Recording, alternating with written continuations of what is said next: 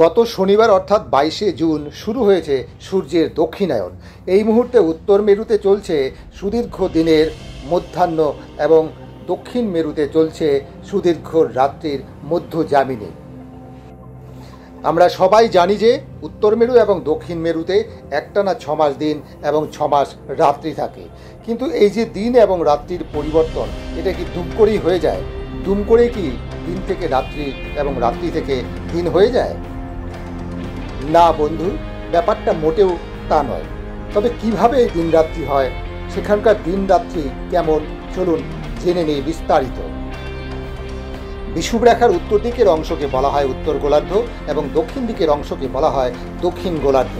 আমরা যেহেতু উত্তর গোলার্ধে থাকি, তাই উত্তর গোলার্ধে কিভাবে দিন রাত্রির পরিবর্তন হয় এটা জানলেই সমগ্র বিষয়টি পরিষ্কার হয়ে যাবে আমাদের কাছে। সূর্য যখন বিষুবরেখার উপরে অবস্থান করে তখন পৃথিবীর সর্বত্রই দিন রাত্রি সমান হয়। গত 21শে মার্চ সূর্য বিষুবরেখার উপর অবস্থান করেছিল, ফলে সেদিন পৃথিবীর সর্বত্র দিন রাত্রির পরিমাণ সমান ছিল, অর্থাৎ 12 ঘন্টা দিন এবং 12 ঘন্টা রাত্রি ছিল।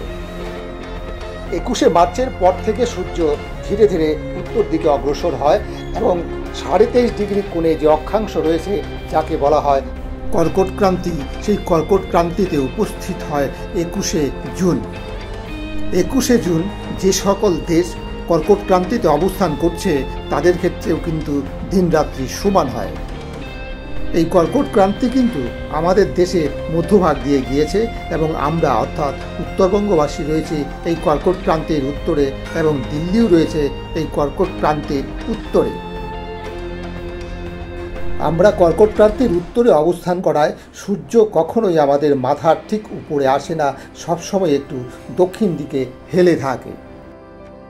এই সময়ে অর্থাৎ সূর্য যখন কর্কট ক্রান্তিতে অবস্থান করছে তখন বিষুবরেখা থেকে শুরু করে একেবারে উত্তর মেরু পর্যন্ত কোথায় দিন রাত কতক্ষণ আছে এই বিষয়টা বুঝতে পারলেই সমগ্র বিষয়টি আমাদের কাছে পরিষ্কার হয়ে যাবে।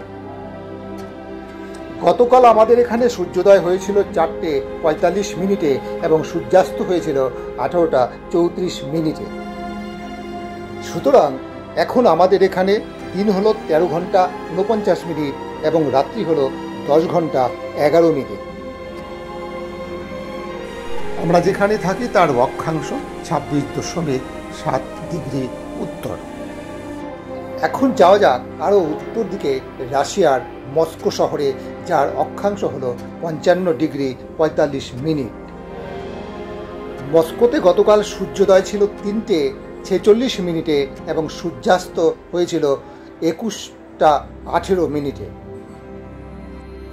তাহলে দেখা যাচ্ছে মস্কোতে গতকাল দিনের পরিমাণ ছিল 17 ঘন্টা 32 মিনিট এবং রাত্রি ছিল 6 ঘন্টা 28 মিনিট।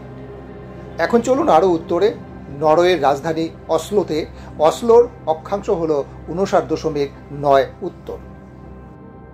অসলোতে গতকাল সূর্যোদয় হয়েছিল 3টা 56 মিনিটে এবং সূর্যাস্ত হয়েছিল 22টা 43 মিনিটে।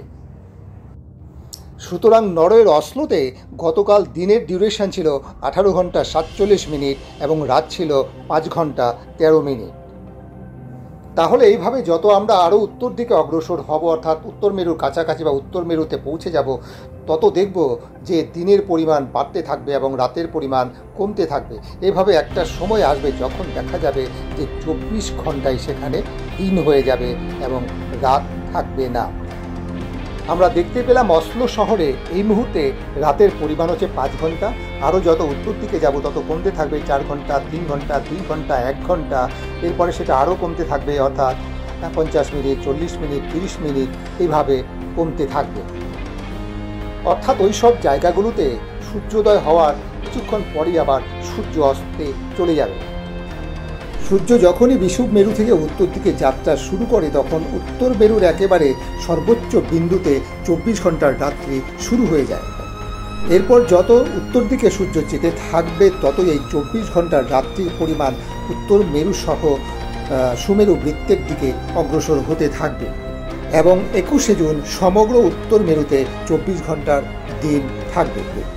21শে জুন থেকে যখন সূর্যের দক্ষিণায়ন শুরু হবে তখন ঠিক যেভাবে 24 ঘন্টার দিনের পরিমাণ সুমেরু বৃত্তের দিকে এগিয়ে এসেছিল, একইভাবে সুমেরু বৃত্ত থেকে আবার তা উত্তর দিকে এগিয়ে যেতে থাকবে, অর্থাৎ সেখানে দিনের পরিমাণগুলো ধীরে ধীরে কমতে থাকবে। ফলে সুমেরু বৃত্তের সর্বত্রই অর্থাৎ সমগ্র উত্তর মেরুতে 6 মাস দিন থাকে বা 6 মাস রাত্রি থাকে, একথা কিন্তু সত্যি নয়। তবুও 6 মাস 7 দিন আমরা বলে থাকি, সেটা কিভাবে হয়? কিন্তু আমরা জানি যে সূর্য অস্ত গেলেই কিন্তু পৃথিবী অন্ধকার হয়ে যায় না, যেটা উষা বা গোধূলি নামে পরিচিত। সূর্য যদি দিগন্তের নিচে থাকে তাহলেও কিন্তু পৃথিবীতে কিছু পরিমাণ আলো আসে এবং দিনের মতোই সেটা মনে হয়। তাই সেখানে সূর্য যখন কিছুক্ষণের জন্য অস্ত যাবে তখন কিন্তু যেহেতু অন্ধকার নামবে না, ফলে দিন বলেই মনে হবে। উত্তর এবং দক্ষিণ মেরুতে যখন সূর্য দেখা যায় তাকে দিগন্তের কাছেই দেখা যায়, ফলে আমাদের এখানে দুপুরবেলা যে উজ্জ্বল আলো সেরকম আলো কিন্তু উত্তর বা দক্ষিণ মেরুতে কখনোই হয় না, এমনকি দিনের বেলাতেও হয় না। এরপরে সূর্য যখন ধীরে ধীরে আবারও দক্ষিণ দিকে যেতে শুরু করবে তখন উত্তর মেরুতে একটু একটু করে রাতের পরিমাণ বাড়তে থাকবে এবং যেটা মোটামুটি অনুভব করা যাবে। এভাবে 21শে সেপ্টেম্বর সূর্য আবার বিষুব রেখার উপরে অবস্থান করবে, তখন কিন্তু উত্তর মেরুতে দিনরাত্রি পরিমাণ সমান হয়ে যাবে।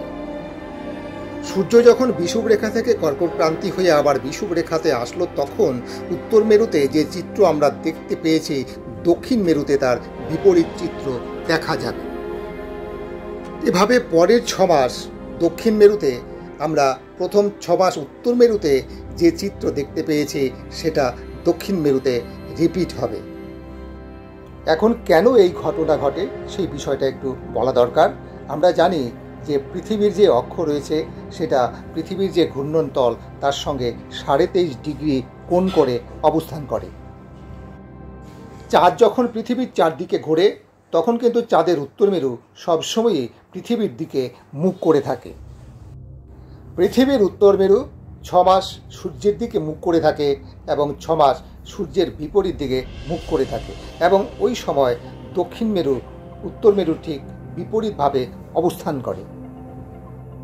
আর এই কারণেই কখনো উত্তর মেরু সূর্যের দিকে আসে, আবার কখনো দক্ষিণ মেরু সূর্যের দিকে আসে, এবং যে মেরু সূর্যের দিকে আসে সেই মেরুতেই তখন দিন হয় বা দিনের যে ডিউরেশন সেটা বাড়তে থাকে, এবং যখন সূর্যের বিপরীত দিকে থাকবে তখন সেখানে রাত হবে এবং রাতের ডিউরেশন বাড়তে থাকবে, এবং এর ফলেই তৈরি হয় ঋতুচক্র। তাহলে বন্ধুরা, বিষয়টির মোটামুটি একটা ব্যাখ্যা দেওয়ার চেষ্টা করলাম। আশা করি আপনাদের বুঝতে কোনো অসুবিধা হবে না। তারপরেও আপনারা ইচ্ছে করলে কমেন্ট করে যদি কিছু জানার থাকে বা কিছু জিজ্ঞেস করা থাকে জিজ্ঞেস করতে পারেন। তাহলে ভিডিওটি এখানেই রাখছি। সবাই খুব ভালো থাকবেন। বাই, দেখা হবে পরের ভিডিওতে।